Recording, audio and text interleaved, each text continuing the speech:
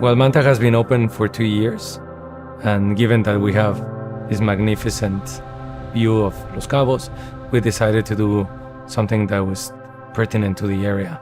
The Pacific coast of Mexico shares a lot of techniques and flavors with other cuisines of the Pacific, like Japan and Peru. The setting of the restaurant tells you a lot of what we're doing.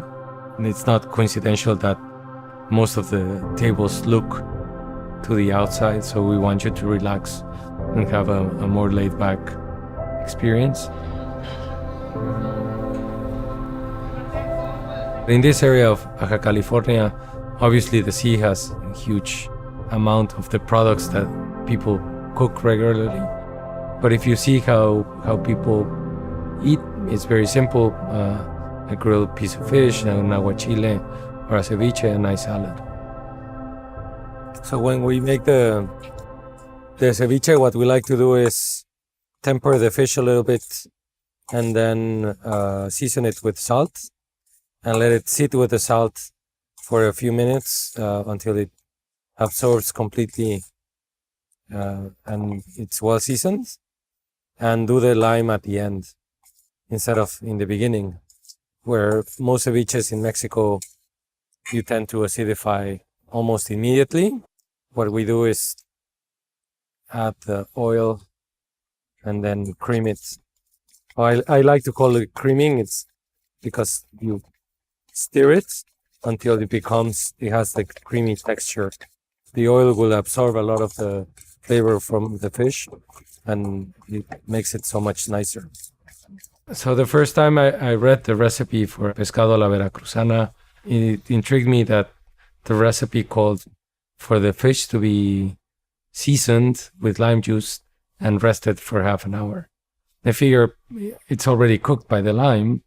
Now why don't we just marinate that fish and stop with the marination?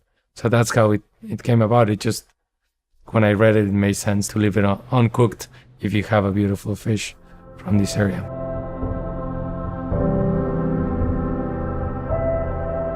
Yeah, the catch of the day varies. Today is cabrilla. Sometimes it's totuaba. It might be some fish that we get locally.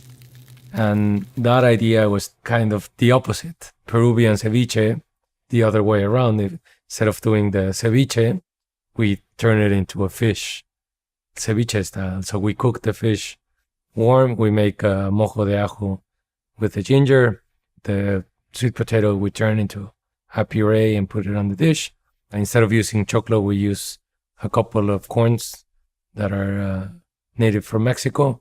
And then we garnish with a little of the celery leaves. It's fun to see how you can move around cultures and just switch the temperature of a dish and then turn it into something completely different.